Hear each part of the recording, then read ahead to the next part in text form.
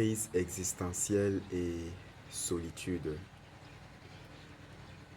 C'est la situation que je vis actuellement et c'est la façon dont je me sens actuellement. Et tout part du passage de la Bible dans Salomon qui dit augmenter sa connaissance, c'est augmenter sa souffrance. Et je ne prétends rien, mais je sais quand même qu'il y a quelque chose que Dieu a mis en moi et qui, je suis certain, porte ses fruits, mais je vis une crise d'existence plutôt déjà mieux contrôlée parce que c'était avant que j'ai vécu une première crise difficilement contrôlée et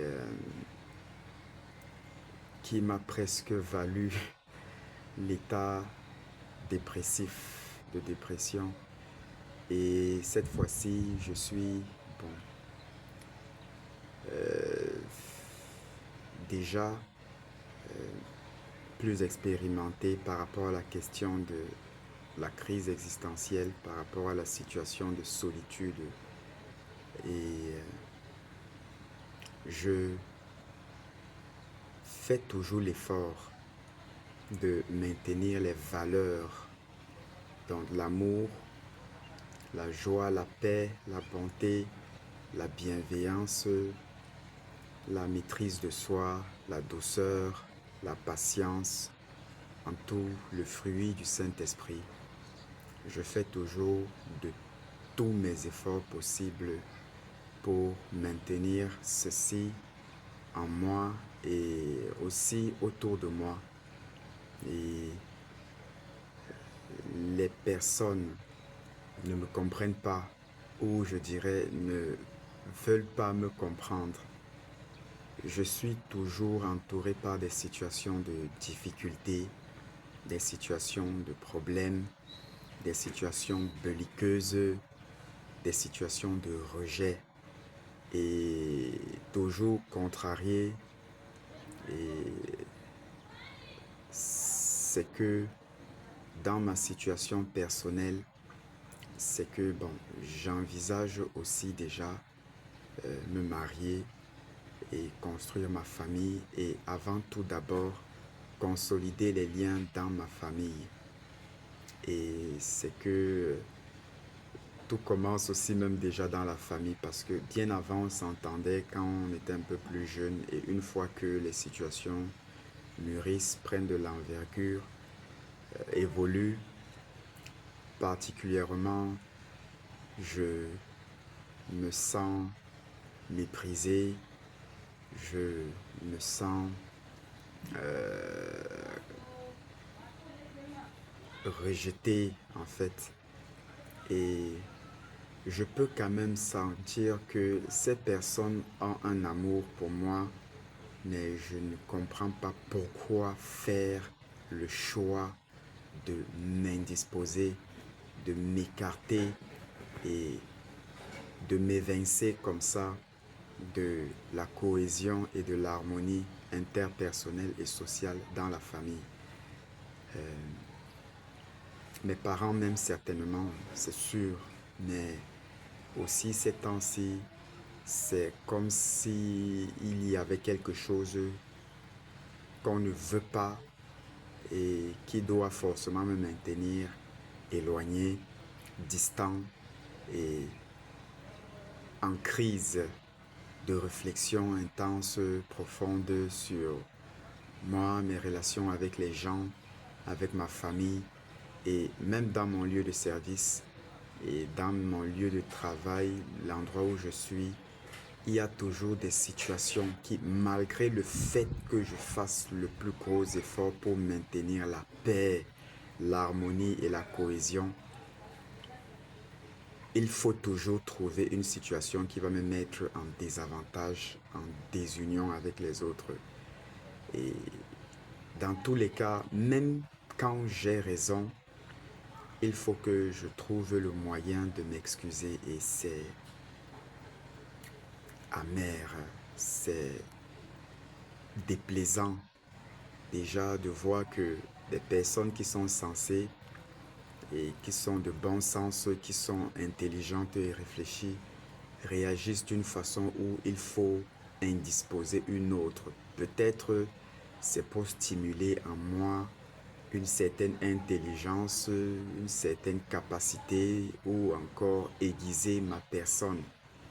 Mais pour être franc, je n'aime pas ce que je vis et je n'ai jamais vraiment aimé qu'on me fasse du mal et j'aime pas aussi faire du mal aux autres. Et déjà, c'est que il y a des situations dans lesquelles tout le monde peut réagir, mais c'est comme si ce n'est que moi qu'on attend pour que je réagisse.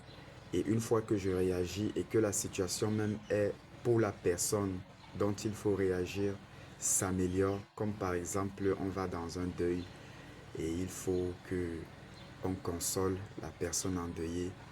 On s'attend généralement à ce que je le fasse et que j'ouvre mon cœur, que je parle parce que c'est en situation de difficulté dans le lieu de deuil. Cela donne à réfléchir, c'est dit aussi dans la Bible et je me donne à cela. Mais lorsque je suis aussi en situation difficile, par exemple dans les moments comme là où il faut essayer de m'apporter du soutien, c'est plutôt le contraire. C'est là où je me sens encore esselé. Et ceci m'amène à réfléchir à beaucoup de choses. Pourquoi est-ce que je fais tout ça? Et pour qui est-ce que je le fais? Qu'est-ce que j'ai à gagner? Et qu'est-ce que je ressens? Déjà, je le fais pour mon propre bien. Et pour qui je le fais? Pour moi et pour nous tous. Et qu'est-ce que je ressens? Je ressens quand même de la joie à faire ce qui est juste, ce qui est bon. Je me sens bien à faire ça. Mais qu'est-ce que je ressens par rapport à ces personnes qui me font ça? Même si au fond, je sais que il n'y a pas une certaine haine. C'est que je, je les en veux. Et ça m'amène souvent à avoir des pensées pas bonnes envers ces personnes, avoir des mauvaises réactions réflexionnelles, affectionnelles. Et puis, je me dis, bon, il faut quand même que je prenne le dessus sur ce que je peux ressentir de mal et d'apporter toujours ma personne. Mais malgré tout, je me trouve souvent à détester à faire le bien, à ne pas aimer faire le bien, à vouloir être aussi comme tout le monde et à vouloir aussi me sentir quand même comme les autres. Mais c'est difficile. Et cette chose que je ressens, ce sentiment que je ressens de toujours avoir de pincements de cœur, de toujours avoir de la lourdeur mentale, de la douleur physique. Et malgré tout, et en tout, on s'attend toujours à ce que je fasse ce que j'ai l'habitude de faire, le bien. Et toujours avec les avances et les avancées mauvaises, plus ou moins, des autres.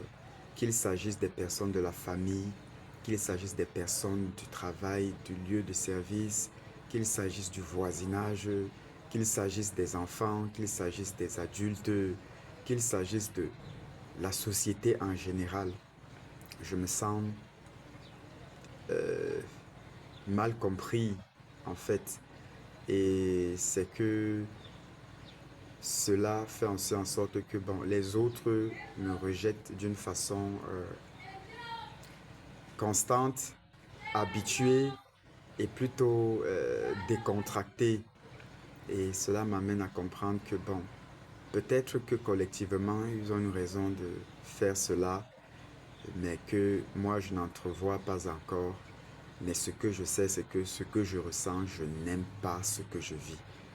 Je suis mal à l'aise, je suis étouffé, je suis écarté et je suis amer en moi là. Et ceci m'appelle à présenter cette situation. Peut-être que quelqu'un vivra cela.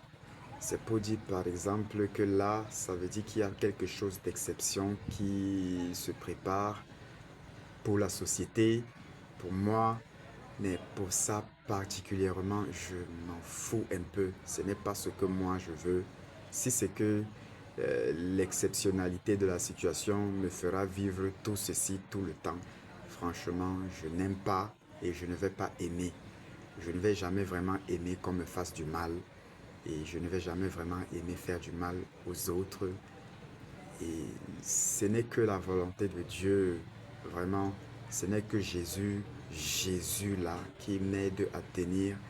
Et même que ça, souvent, j'en veux sérieusement à Dieu et à Jésus de me faire vivre cela et souvent restant tranquille, ne disant rien, mais m'apportant la chaleur, l'amour qu'il faut dans le cœur. Je ressens toujours. Mais parfois, je suis fâché contre Dieu. Et ça, ce n'est rien d'autre que ce que je ressens.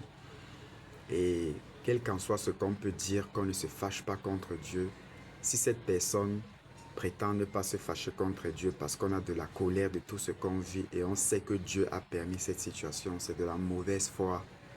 Dieu sait qu'on lui en veut et il sait que ceci est de raison parce que le cœur humain est comme ça. Mais dans tout ce que je peux vivre, dans toute la volonté d'en vouloir Dieu que je peux ressentir, je sais quand même qu'il n'y a personne qui puisse exister, qu'il m'aime comme Dieu et qui m'a montré son amour au travers de Jésus. Parfois, je me dis même que si Dieu pouvait me donner la même situation que Jacob, de lui enchaîner des coups de poing, je le ferais vraiment avec joie. Mais Dieu m'a révélé qu'il a donné Jésus et parce qu'il savait qu'à un moment, on lui en voulait à un certain point et il fallait qu'il se manifeste pour qu'on lui fasse souffrir, qu'on lui fasse vivre la souffrance qu'on a toujours voulu faire vivre à Dieu pour qu'on se soulage. Et quand je pense à ce que Jésus a fait, je me dis, bon, il l'a déjà fait parce que je me souviens de la première fois que j'ai vu le film de Jésus. Lorsqu'on a demandé de choisir entre le prisonnier, l'assassin et Jésus, qui est-ce qu'on devait tuer en tant qu'enfant? J'étais un enfant, je ne devais même pas avoir 4 ans. Je me souviens, mon cœur a dit qu'on tue Jésus parce qu'il se croyait trop saint, il se croyait trop pur. Dans un monde où, même étant petit, je savais déjà qu'il y avait un certain mal qui était toléré et qui faisait partie de la vie. Et quand j'ai vu que Jésus, dans toutes les situations, il était toujours bon et il réussissait toujours à faire ce qui est juste et bon, mon cœur, en tant qu'enfant, a dit, on doit tuer Jésus. Parce que c'est lui, la personne qu'il ne doit pas être dans un monde comme le nôtre. Et quand j'ai pensé à ça et j'ai fait une introspection, une rétrospection, je me suis dit, en fait, j'ai aussi participé déjà à tuer Jésus, à faire ce mal. Comme tout être humain, puisqu'il a existé, il a subi ses souffrances et il est vraiment mort. Et par là, il est revenu à la vie. Et là où quand j'ai compris que bon, Dieu aussi nous attendait sur ça parce que c'est ce qu'il voulait, c'est là où je me rends compte que bon, Dieu sait quand même que je lui en veux souvent, très souvent même, mais que dans tous les cas, c'est lui mon meilleur choix et ma meilleure vie. Il sait que c'est son enfant, je suis son enfant, je ressens cet amour pour lui et devant Dieu, comme un enfant, je peux faire les selles, je peux faire les urines, je peux me salir. Il viendra, il me prendra, il me nettoiera, il m'habillera et il me protégera comme ce qu'il fait et il a toujours fait pour chacun d'entre nous. Donc ce n'est pas parce qu'on en veut Dieu que Dieu va nous en vouloir. Donc on est des êtres humains et nos cœurs sont disposés comme tels. Je ne peux pas nier la vérité, surtout quand Dieu est concerné. Je lui dis ma sincère vérité. Et ces temps-ci, je dis à Dieu que vraiment, je sais que tu es avec moi, mais vraiment, tu me fais vivre des situations que je n'aime pas. Et ta volonté est tellement difficile au point où là où je suis, j'ai un pincement lourd de cœur par rapport à des situations que je vis partout.